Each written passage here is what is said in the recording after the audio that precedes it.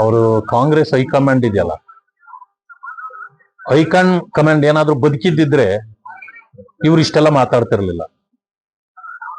ಇಷ್ಟೆಲ್ಲ ಒಂದು ವರ್ಷ ಕಾಲ ಇಷ್ಟು ನಡೆದ್ರು ಹೈಕಮಾಂಡ್ ಒಂದೇ ಒಂದು ಮಾತಾಡಲ್ಲ ಅಂದ್ಮೇಲೆ ಅದು ಬದುಕಿದೆ ಅಂತ ನಾನು ಹೇಗೆ ಹೇಳಿ? ಯಾರು ಮಾತಾಡ್ತಿದ್ದೀರಿ? ಇಲ್ಲ, ಅಧಿಕಾರ ಯಾವುದೇ ಆಗೋದಿಲ್ಲ, ಯಾರು ಬದಲಾಗೋದಿಲ್ಲ.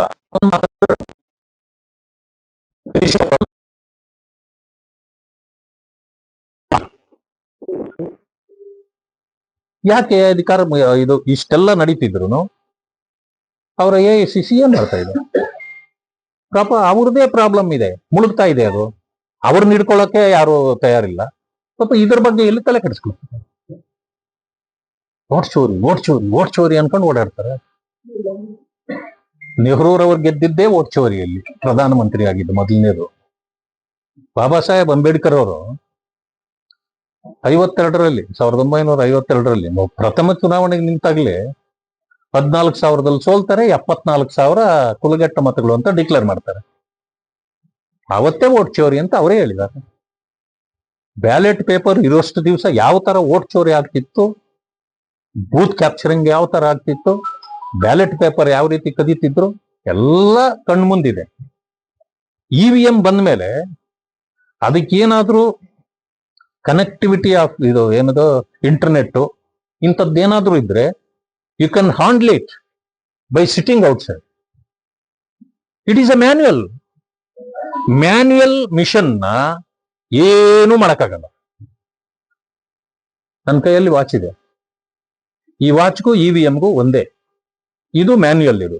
ಇದೇನ ನಿಂತೋದ್ರೂ ಕೂಡ ತಿರುಗಿಸ್ಬೇಕಂದ್ರೆ ಇಲ್ಲೇ ಬಂದು ಅದನ್ನ ತಿರುಗಿಸ್ಬೇಕು. ಶೆಲ್ ಇದ್ರೆ ಓಡ್ತದೆ, ಇಲ್ಲಂದ್ರೆ ಇಲ್ಲ. ಅದು ಅಷ್ಟೇ, ಶೆಲ್ ಇದ್ದಾಗ ಅದು ಕೆಲಸ ಮಾಡ್ತದೆ, ಇಲ್ಲಂದ್ರೆ ಇಲ್ಲ.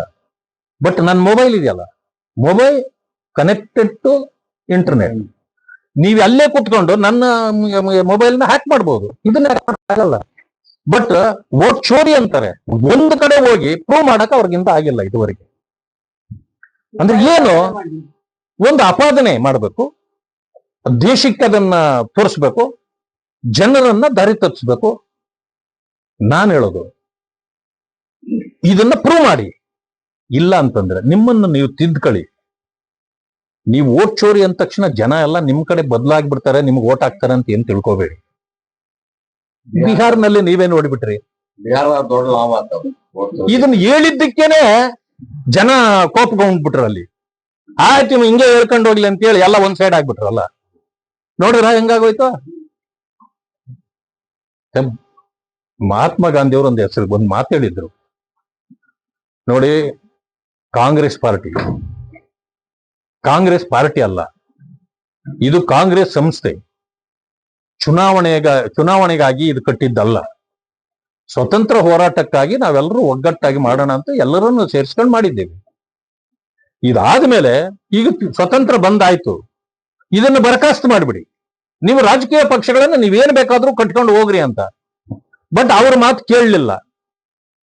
ನೆಹರು ಕೇಳಲಿಲ್ಲ, ಇಂದಿರಾ ಗಾಂಧಿ ಕೇಳಲಿಲ್ಲ, ರಾಜೀವ್ ಗಾಂಧಿ ಕೇಳಲಿಲ್ಲ, ಸೋನಿಯಾ ಗಾಂಧಿ ಕೇಳಲಿಲ್ಲ. ಇದೆಲ್ಲ ನೋಡಿ ರಾಹುಲ್ ಗಾಂಧಿಗೆ ಬಹಳ ಬೇಜಾರಾಗ್ಬಿಟ್ಟಿದೆ. ಮಹಾತ್ಮ ಗಾಂಧಿ ಹೆಸರು ಯಾರು ನಡ್ಸ್ಕೊಟ್ಟಿಲ್ಲ, ನಾನೇ ಏನಾದ್ರೂ ಮಾಡಿ ಇದನ್ನ ನಡ್ಸ್ಕೊಳ್ಬೇಕು ಅಂತ ಹೇಳಿ ಈಗ ಬರ್ಖಾಸ್ತು ಮಾಡಕ್ಕೆ ಹೊರಟಿದ್ದಾರೆ. ಮೋಸ್ಟ್ಲಿ ಇನ್ನೊಂದೆರಡು ಚುನಾವಣೆ ಆಗೋಷ್ಟೊತ್ತಿಗೆ ಕರ್ನಾಟಕ ಇರಲ್ಲ, ಅಂದ್ರೆ ಅಧಿಕಾರದಲ್ಲಿ ಇರಲ್ಲ ಅವರು. ಕಾಂಗ್ರೆಸ್ ಇರೋದಿಲ್ಲೇ 3 ಕಡೆ, ತೆಲಂಗಾಣ ಅಲ್ಲೂ ಇರಲ್ಲ, ಹಿಮಾಚಲ್ ಪ್ರದೇಶ. ಮುಗ್ದಾಯ್ತು. 3 ಮುಗಿದ್ರೆ ಮಹಾತ್ಮ ಗಾಂಧಿ ಅವರ ಕನಸು ನೆನಸಾಗ. ನ್ಯೂಸ್ ಫಸ್ಟ್, ನಿರ್ಭೀತಿಯಿಂದ ನಿಮ್ಮ ಪರವಾಗಿ.